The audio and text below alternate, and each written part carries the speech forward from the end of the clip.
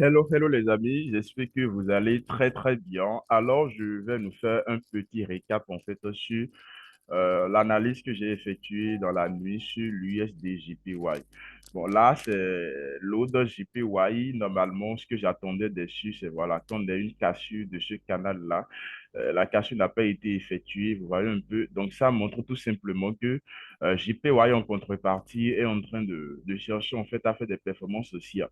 Mais voilà, ce n'est pas le but de cette vidéo-là. Donc, je vais aller rapidement sur l'USD JPY. Voilà, donc sur USD JPY, qu'est-ce qui s'est passé? Vous vous rappelez lors de l'analyse en fait que j'ai envoyée, je vous faisais comprendre que moi j'attendais un niveau pour pouvoir vendre. Ça peut y aller. Donc j'ai effectivement vendu. Je vous montre là où j'ai vendu. Euh, j'ai effectivement vendu. Voilà, on va voir ça en M30 rapidement. Voilà, donc j'ai effectivement vendu en fait à ce niveau-là. Vous voyez un peu, bon, j'ai essayé de réduire le truc là pour que ça ne se fasse pas trop remarquer et tout. Donc, j'ai vendu exactement quelque part ici. J'ai vendu exactement quelque part ici. Vous voyez un peu. Donc, pourquoi j'ai vendu à ce niveau-là? Parce que, comme je vous ai dit, moi, je ne veille pas trop sur les opportunités. Donc, je suis allé me coucher tranquillement et je me suis réveillé. J'ai mis mon alarme en fait sur 7h30, histoire de me réveiller au moins 30 minutes avant l'ouverture de Londres. Donc, je suis réveillé à 7h30 et j'ai remarqué en fait qu'il y a déjà cette bougie-là qui a cassé et clôturé en dessous de ce niveau-là que j'espérais en fait en M30. On est d'accord? Et donc, le prix en fait qui refaisait un retracement, donc c'était en fait un bon mouvement pour pouvoir vendre. Vous voyez? Donc, j'ai vendu à ce niveau-là. J'ai placé mon stop loss complètement en haut là-bas. Pourquoi j'ai placé mon stop loss complètement en haut là-bas? Tout simplement pour éviter en fait les petites manipulations. Vous voyez le genre de mouvement qui est venu se produire ici. C'était pour éviter ce genre de mouvement-là que je suis allé placer mon stop loss complètement là-bas. Vous voyez? Donc là, en fait, on va dire, j'avais un stop loss de 40 pips. J'avais un stop loss de 40 pips sur ce mouvement-là. Et donc, je venais chercher un objectif de profit quand même qui était dans les 160 parce que vous voyez, là, on a un ratio risk-reward de 1,4. Donc, c'était pas mal intéressant. Mais comme je vous le disais dans la vidéo d'analyse, je vous disais en fait qu'il y a un obstacle ici. Pour ceux qui ont bien suivi, je vous disais en fait qu'on a un obstacle ici et que en prenant position ici, que c'était un risque en fait que je prenais. Et donc, en fait, ce que j'espérais de voir, c'est que l'obstacle, le prix puisse en fait casser l'obstacle. Et à partir du moment où le prix casse l'obstacle et fait un petit retracement avec une bougie H1 et tout, ça donne en fait plus de possibilités pour la baisse du prix. C'est exactement ce que j'ai fait comprendre dans la vidéo en fait d'analyse que j'ai envoyée la nuit. Et donc, je suis entré quelque part ici, vous voyez très bien. Et qu'est-ce qui s'est passé? Après mon entrée, on a le prix qui a très bien chuté. Le prix qui a chuté, qui a fait, je pense, un truc de 20 pips, hein. Je suis rentré là, quelque part là, voilà. Donc, le prix, il a fait pratiquement, on va dire, 32 pips. Vous voyez, il a fait pratiquement 32 pips. Mais pendant ce temps-là, moi, je dormais encore parce que je me suis réveillé, j'ai pris la position, j'ai déposé le téléphone, je suis allé me coucher. Vous voyez un peu. Donc, si j'étais par exemple présent, j'allais déjà déplacer mon stop loss pour le break-even, étant donné que je sais en fait que j'ai, on va dire quoi, j'ai un obstacle en fait qui est ici, qui pouvait faire repartir le prix. Voyez un peu, et c'est exactement ce qui s'est passé. L'obstacle qui était ici a refait partir en fait le prix vers la hausse. Vous voyez, il a refait partie du prix vers la hausse. Et donc, étant donné que j'avais en fait des mouvements dans la tendance baissière, vous voyez, on avait une tendance baissière qui commençait déjà à se dessiner. Ce niveau-là constitue en fait mon dernier niveau de vente normalement. Vous voyez, voilà pourquoi j'ai marqué ce niveau-là en rectangle. Donc, du coup, normalement, si le prix devrait continuer pour la baisse, le prix devrait s'arrêter sur ce niveau-là et rechuter. Vous voyez un peu? Alors là, qu'est-ce qui s'est passé? Le prix il est venu sur ce niveau-là. Lorsque le prix il est venu sur ce niveau-là, j'ai remarqué en fait qu'on avait un canal baissier qui était ici. Vous voyez, on avait un canal baissier qui était ici. Donc, du coup, qu'est-ce qui vient de se passer? Le canal baissier qu'on avait vient de se faire casser. Et comme je vous ai dit dans la vidéo d'analyse que j'ai envoyée la nuit, généralement, lorsqu'un canal en fait se fait casser comme ça, généralement, le prix, il va chercher à retracer pour pouvoir repartir. Vous voyez? Donc, étant donné que je sais que le prix il est en mesure de retracer pour pouvoir repartir, qu'est-ce que j'ai fait? J'ai tout simplement essayé en fait d'atténuer mon risque.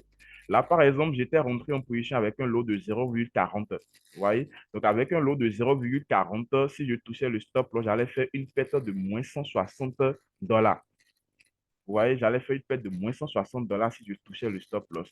Alors, qu'est-ce que j'ai fait? J'ai essayé d'atténuer en fait mon risque, tout simplement, lorsque le prix a commencé à descendre. Parce que moi, j'espérais en fait que le prix fasse un jeu comme ça. Vous voyez, même s'il devait retracer, il devrait repartir en même temps. Mais à partir du moment où le prix casse le canal, alors là, je commence à douter de la continuité en fait de la tendance baissière. Vous voyez un peu, c'est ça le jeu. À partir de ce moment, je commence à douter parce que vous pouvez bien remarquer, ce mouvement aussi, il est très, très intéressant. Ça veut dire que les acheteurs sont vraiment présents dans ce mouvement-là. Donc, du coup, le mouvement baissier que j'attendais, je commence en fait à douter de ce mouvement baissier-là. Et du coup, qu'est-ce que j'ai fait? J'ai tout simplement en fait encaissé, c'est-à-dire je suis sorti de ma position à ce niveau-là. Vous allez remarquer, je l'ai écrit quelque part ici. Euh, je l'ai écrit ici, clôture des positions. Vous voyez? Donc, je suis sorti quelque part ici. Je suis sorti à moins 10 pips. On va essayer de mesurer ça très rapidement. Voilà. Voilà, je suis sorti quelque part là. Vous allez voir, je suis sorti à pratiquement moins 10 pips. Donc, au départ, j'avais un risque en fait qui était de combien? Qui était de moins 40 pips. Mais finalement, je suis sorti à moins 10 pips. Et vous allez bien remarquer que après que je sois sorti, le prix, il a bien chuté. Vous voyez, le prix, il a bien chuté. Et dans cette chute-là, il pourrait me ramener à break-even pour que je puisse clôturer ma position sans perte. Mais le truc, c'est le prix descendait sur ce canal-là. Donc, en fait, il avait toutes les probabilités de remonter automatiquement et moi, je ne voulais pas subir ce mouvement-là pour aller encaisser en fait 40 pips, moins 40 pips. Vous voyez? Donc, il y a quelque chose d'assez intéressant également dans le trading, c'est de pouvoir gérer en fait votre risque de telle en sorte à minimiser vos pertes. C'est très important. Donc, vous voyez, si je n'étais pas sorti à ce niveau-là, par exemple, le prix qui redescend, qui fait semblant en fait de réintégrer le canal et qui repart en fait, il reviendra tout simplement faire quoi? Checker mon stop loss. Parce que là, il vient me faire sortir carrément. Vous voyez? Et là, j'encaisse en fait moins 40 pips. Et là, en fait, j'aurais encaissé moins 160 dollars. Alors qu'au lieu d'encaisser moins 160 dollars, j'ai encaissé au total 43 ou bien moins 43, moins 40 dollars, un truc comme ça. Vous voyez un peu l'importance en fait de pouvoir gérer en fait le risque de sorte à minimiser ces pertes, c'est très important. Donc du coup, bien vrai en fait, les probabilités que le marché puisse aller à la baisse sont toujours présentes. Mais au moins, moi, je sors d'abord de ma position. Je sors d'abord. Maintenant, après être sorti de ma position, le marché pourrait m'offrir en fait d'autres possibilités d'entrée. Je vais prendre ça tranquillement. Vous voyez par exemple ici, vous allez très bien remarquer qu'on a un truc assez intéressant ici. Vous voyez, on a cette ligne de tendance là. Vous voyez un peu? Donc, avant de chercher en fait à prendre une autre opportunité à la vente, je vais patienter d'abord. Déjà, ce niveau-là, je vais le déplacer. Un instant, voilà. Déjà, ce niveau-là que j'ai ici, je vais le déplacer ici. Vous voyez? C'est le plus bas qui vient d'être créé. Et ensuite, je ne vais pas oublier de marquer en fait l'obstacle en fait que j'ai eu ici. Vous voyez un peu? Donc, en gros, avant de repenser en fait à vendre sur ce trade-là, par exemple, je dois forcément avoir un mouvement qui casse la ligne de tendance, vous voyez un peu, et qui me donne peut-être un retracement pour réintégration du canal qui a été cassé. Et ensuite, maintenant, je pourrais entrer dans la vente à nouveau. Vous voyez? Donc, il y a cette première possibilité-là. Et la deuxième possibilité, c'est que si le prix, en fait, il ne veut pas descendre et que le prix casse ce niveau-là, je vais tranquillement patienter en fait un retracement et repartir comme je l'ai marqué ici.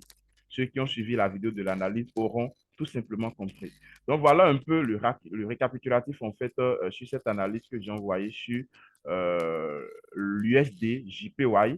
Donc voilà, je ne suis pas là pour vous montrer en fait le bling bling, on fait toujours des gains. Non, non, non, non, non, non.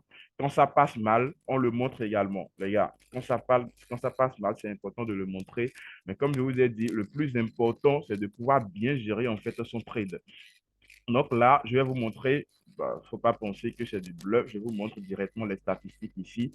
Donc vous pouvez remarquer les positions, en fait, les dernières positions que j'ai prises en fait ce matin, c'était l'USDJPY. Vous voyez un peu, c'était sur l'USDJPY. Si vous comptabilisez les lots que j'ai pris ici, vous allez remarquer, il y a 0,10, 0,11 et 0,19. Donc au total, c'était un lot de 0,40. Vous voyez, donc, pour un lot de 0,40, j'étais censé perdre au total normalement moins 160 dollars.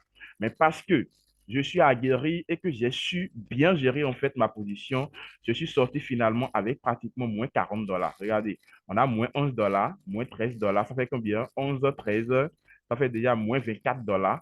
Et ensuite, j'ai 17. Donc, on va dire, je suis sorti pratiquement avec moins 41 dollars. Vous voyez, je suis sorti avec moins 41 dollars alors qu'à la base, j'étais censé touché le stop loss avec moins 160 dollars.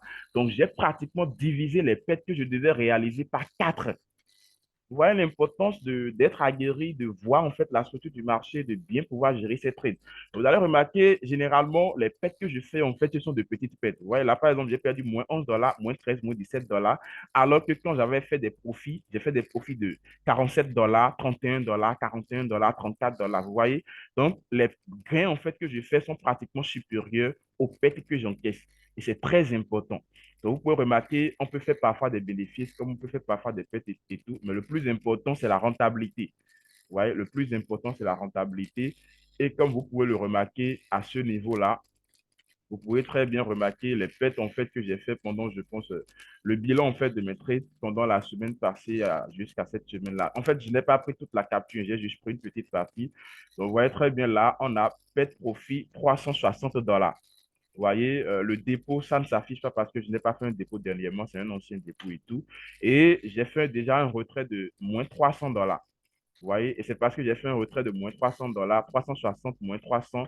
Voilà pourquoi ça affiche quelque part là-bas 60 dollars sur le compte. Vous voyez, donc malgré le fait que je fais des pertes, le plus important, c'est la rentabilité sur le long terme. Vous voyez, malgré les petites pertes que j'ai effectuées, je garde quand même un bilan positif. 360 dollars de profit, retrait déjà de moins 300 dollars, et voilà, tout va tranquille. C'est vrai, je viens d'encaisser des pertes, mais je sais que malgré les pertes que je viens d'encaisser, lorsque je vais choper une prochaine opportunité, je serai en mesure en fait de combler très rapidement en fait ces pertes-là. Parce que je viens de sortir avec un moins 10 pips. Alors que quand je prends une opportunité, le premier TP, je vais le chercher au moins dans les 25 pips. Ouais, donc cette perte-là, je vais la combler en fait très rapidement. Donc voilà un peu les gars, le récapitulatif que je voulais vous faire en fait. J'espère que vous avez aimé ce genre de vidéo là. Si c'est le cas, n'hésitez pas à me le dire. Et voilà, je vous souhaite une bonne suite de semaine dans votre trading. Je serai très occupé à partir de ce soir, sinon que j'allais faire en fait d'autres analyses que je vais vous balancer. Mais ce n'est pas grave, on se retrouve peut-être pour la semaine prochaine.